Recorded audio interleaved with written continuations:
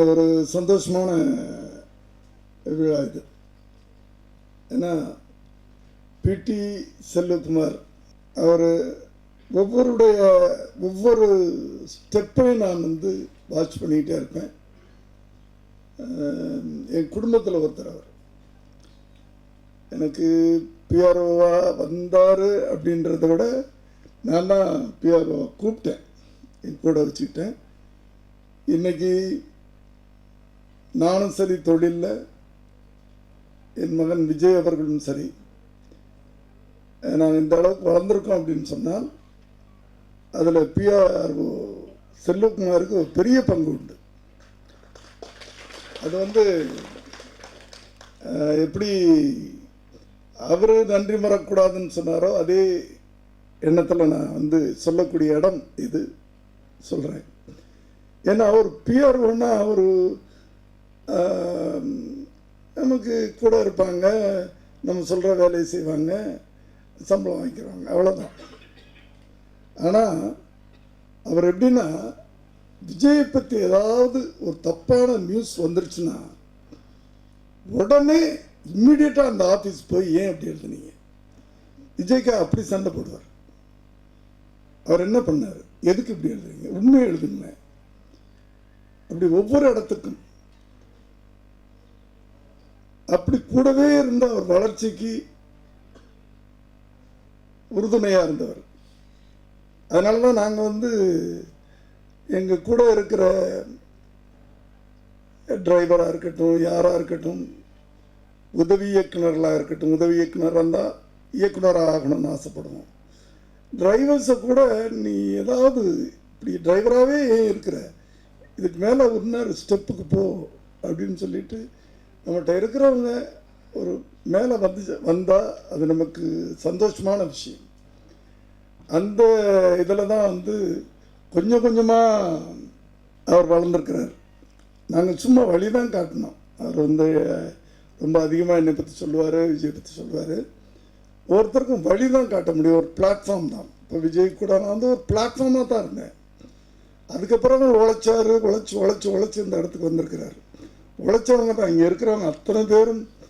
என்னுடைய இனிய நண்பர் டிஆர், அவருடைய உழைப்பை பற்றி சொன்னீங்கன்னா அவர் போராட்ட குணம் உள்ளவர். அவர் போராடி வந்தவர். நான்லாம் அப்படித்தான். அப்படி உழைச்சி இந்த நிலைமைக்கு அவர் வந்திருக்கிறாரு.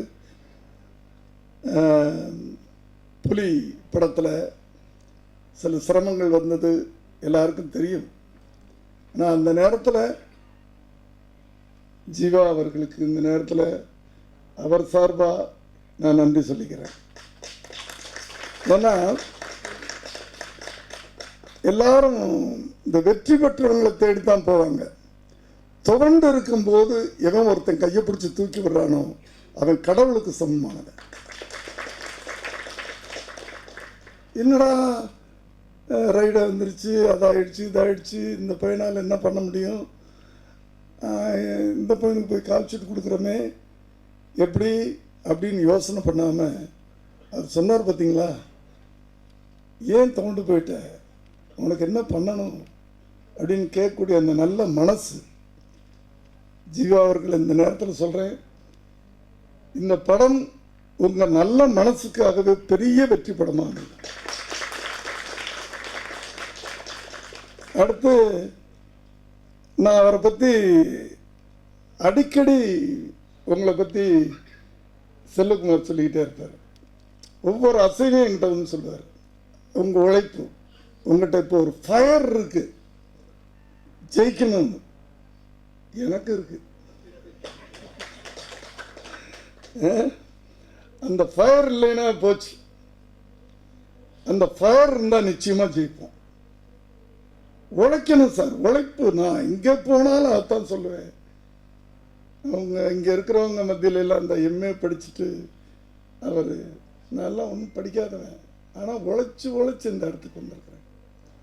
அதனால் உழைச்சிங்கன்னா கடுமையாக நீங்கள் தொடணும்னு நினைக்கிற எல்லையை தாண்டி தொடலாம், வானத்தை தொடலாம்.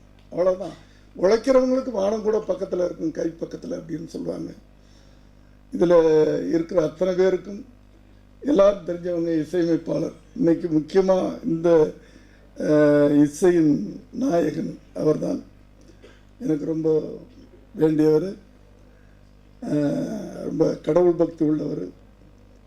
இப்போ ஒரு அதிரடியான பாட்டு கேட்டேன், மெலடியை தாண்டி இப்படி கூட பாட முடியுமா எனக்கு தெரியாது, இப்படி நீங்கள் பாடுவீங்கன்ட்டு பாடியிருக்கிறீங்க. இன்னும் ஒரு வெறித்தனமாக பாடியிருக்கிறீங்க. எக்ஸ்பீரியன்ஸா? அத்து விட்டான்னு யாரோ அத்து விட்டாங்க அவங்கள. அதாவது லாங்குவேஜ், அந்த ஒரு பாட்டுடைய வெற்றிக்கு வந்து அந்த பல்லவி, அந்த முதல் வரி அமைகிறது ரொம்ப சிரமம். அதை தேடி தேடி தேடி சமீப காலமாக அவர் பிடிச்சிக்கிட்டு இருக்கிறார். என்னை ஏமாற்றிட்டு போயிட்டா அப்படின்னு சொல்கிறது தானே. பாருங்க, அவ்வளோ தூரமாக பின்னாடி சுற்றிக்கிட்டு இருந்தேன். அத்து விட்டா ஜீவா எப்படியோ அத்து விட்டாங்க அவங்க. அவங்களுக்கு புரியுமா தெரியல, அண்டர்ஸ்டாண்ட் ஆகுமா தெரியல. இப்படி பசங்களெல்லாம் அத்து விட்டுறாதீங்க எங்கேயாவதா. அந்த விதத்தில் அவருடைய முதல் படம் தமிழுக்கு என் ஒன்றை அழுத்தவும் அப்படின்னு ஆரம்பித்தார். இப்போது போக்கிரி ராஜா, சூப்பர் ஸ்டார் ரஜினியுடைய டைட்டில். அந்த படம் எப்படி வெற்றி பெற்றதோ அதே அளவுக்கு நீங்கள் வெற்றி பெறணும். இந்த வெற்றி விழாவிலும் நான் கலந்து கொள்ள வேண்டும் என்று ஆசைப்படுகிறேன். செல்வகுமார், நீங்கள் தொடர்ந்து அடுத்த படம் ஆரம்பிச்சிட்டிங்கன்னு நினைக்கிறேன். என்னையே கொஞ்சம் அசிஸ்டண்ட்டாக வச்சுக்கோங்க. ஓகே, செல்வகுமார் அவர்கள். என் 42 வருஷம் சர்வீஸில் ஃபஸ்ட்டு டைம் இது மாதிரி ஒரு கேரக்டர் செய்கிறேன். நான் ரொம்ப திமிரு பிடிச்சவன். அது எல்லாருக்கும் தெரியும், நீங்கள் சொல்லுவீங்க மனசுக்குள்ளே, அதெல்லாம் தெரியும்டா உன்னை பற்றின்னு. நான் தெலுங்காரன்னு நினச்சேன். கடைசியில் பார்த்தா தமிழ் ஆள்னு அப்புறம் தான் சொன்னாங்க. அப்புறம் ஒரு பத்திரிக்காரர் கால் மேலே காலை போட்டாங்க. இவ்வளோ தூரம் தெரிஞ்சது தப்பு தானே, அதுக்கு ஒரு போராட்டம். இந்த தேட்டருக்கு முன்னாடி கத்திக்கிட்டு, சித்தார்த்துக்கிட்ட முன்னாடி கத்திக்கிட்டு, இந்த யூடியூப்பை பார்த்துக்கிட்டு, அண்ணே என்ன பிச்சுட்டிங்கண்ணா, அதே மாதிரி வந்து பேசுங்கண்ணே, அதே மாதிரி நடிங்கண்ணே, 300 படம் நடிச்சிருக்கேன், அதை விடுங்கண்ணே. இந்த டீம் லீடர் சித்தார்த் கடலூரில் போய் சர்வே எடுத்திருக்கான் இந்த வெள்ளத்துக்கு. And Singh sir, your voice is very good sir. அது ஒன்று தாடிங்களா, டே அறிவு வர வேடா உங்களுக்கு.